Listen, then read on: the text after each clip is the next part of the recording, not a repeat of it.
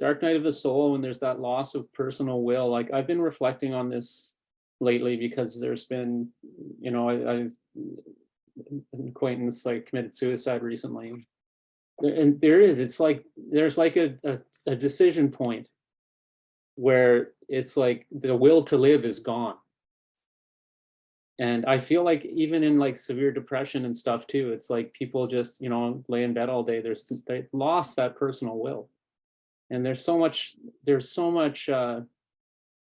when you're talking about this dark night of the soul, it makes me think of like people who are severely depressed, or people who are, who commit suicide. Like it's like they're there too. Yeah, so this had me reflecting so much, and I really thank you, Stephen, for this talk. It was really good, and so was the meditation as well. I really enjoyed that. Thank you. Yeah, what you said,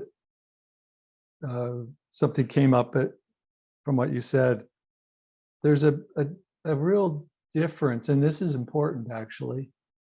There's a real difference between personal will falling away, which is the egoic identities falling away.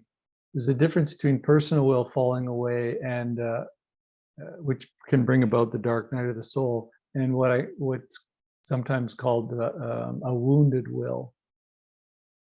So somebody that's suffering psychological issues, you call that a wounded will. There's this deep depression is an example that you raised, and that's quite different than the what I'm talking about is more of a spiritual process. In fact, it's very difficult to even begin that spiritual unfolding without first having dealt with the wounded will and dealt with psychological incompletions issues, right? I mean, meditation can be helpful on that path, but it's different. It's a very different. The wounded will is very different from the falling away of the personal will. Though they can maybe seem like they might look similar at a distance, because both of them might present as being kind of down and dark and in the void and so on, but they're very, very different. So I'm glad you brought that up, because it's really it's really important to realize whether we're in a psychological depression versus we're going through a spiritual process of the personal will falling away. Very different things. Can I ask one other question related to that, Stephen? Because when you're saying wounded will, and then versus this loss of personal will, and I'm thinking of like when you say like wounded will, I just think it's almost like your ego's been your ego's been wounded, but the ego's still there, and like how do we approach that? Do we just like bolster up the ego? And that's what I think we do a lot. And um and but for me it's like there's almost like there's kind of different levels of ego. There's like there's like our almost like our instinctual, or like a functional or instinctual ego that we need in order to survive. Otherwise, we wouldn't eat food when we're hungry, or we wouldn't flee from danger when something was legitimate. And then there's that kind of more representational ego where we we think we hold on to certain things and we think that is who we are, and we misinterpret. The ego just wants more and more and more and more and more, so we misinterpret. We turn things that aren't really threats, and we turn them into like actually the ego is very good at making things that aren't threats feel like survival threats, and that's how it gets us to want a bigger house or get a better job, or I feel like it's different than like this basic ego that we need to live. And I'm just wondering, like this wounded will, it feels like to me it's that it's more like it's on the level of that, like more, I don't know, that ego that's just misinterpreting what it really needs at like a very basic level.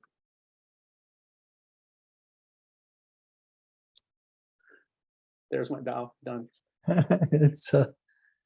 It's it's basic human trauma, um, childhood trauma, the wounded inner child.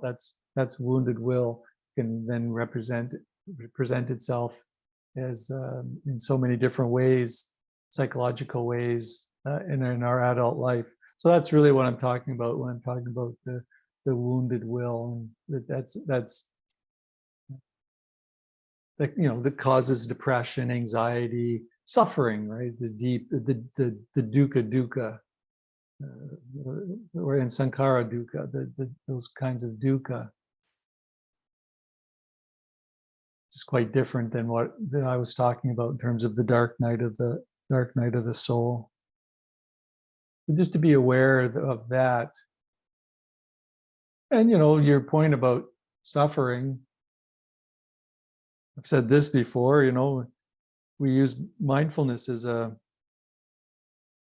And I really look at it that way. So I really kind of, you know, if somebody comes to me and that's what there is arising for them in terms of what they want, then of course I just give it to them. But I always have in the back of my mind is, am I taking away their gateway or doorway to awakening by removing the gift of suffering, right? Have you met an awake being that didn't have a lot of human suffering?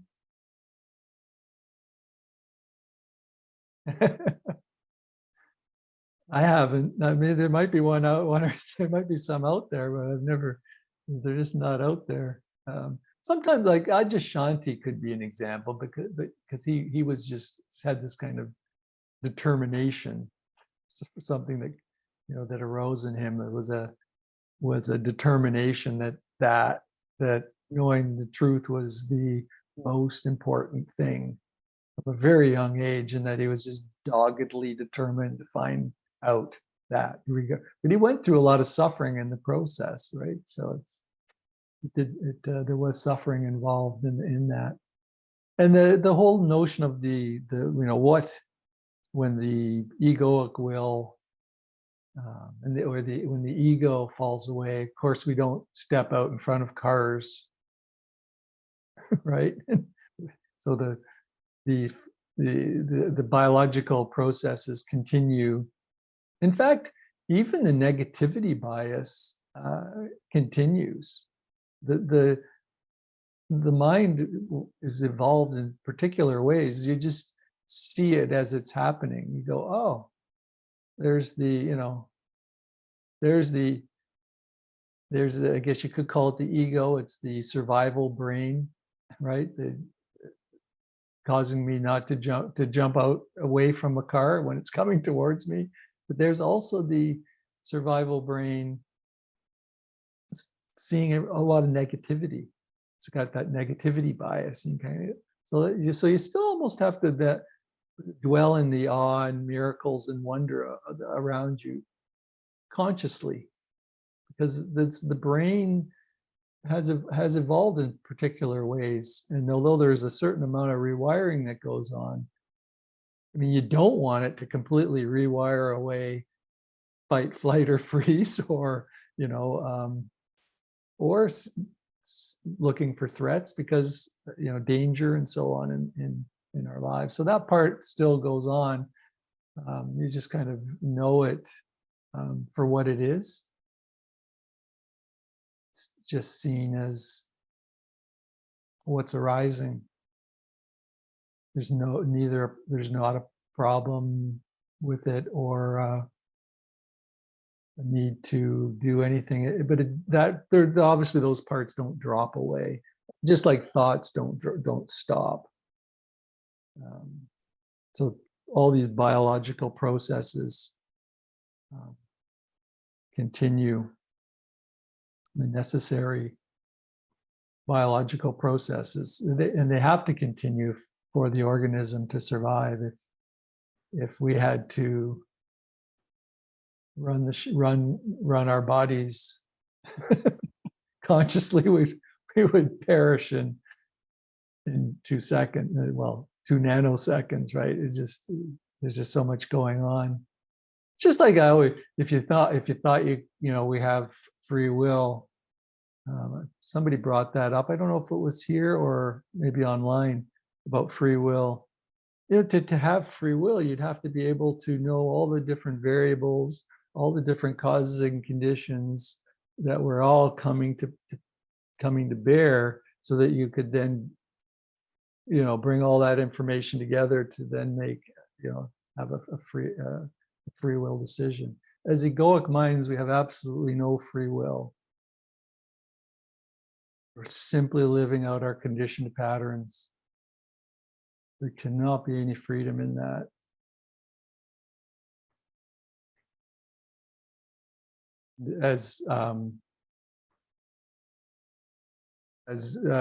When we're identified with the witness, of course, there's an apparent sense of free will. I can be aware, I can be mindful, so that when an event happens, I'm less likely to react. There's a space where I can take a breath and then I can respond.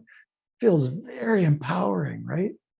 Feels like, I feel like I'm in control just by that witnessing space. I really feel like it, and it's very empowering and very joyful. And then when you see that you're everything, well, you could say, I guess, consciousness is choosing. Free will then becomes irrelevant. You're interdependent. So the whole notion of will is an interesting topic.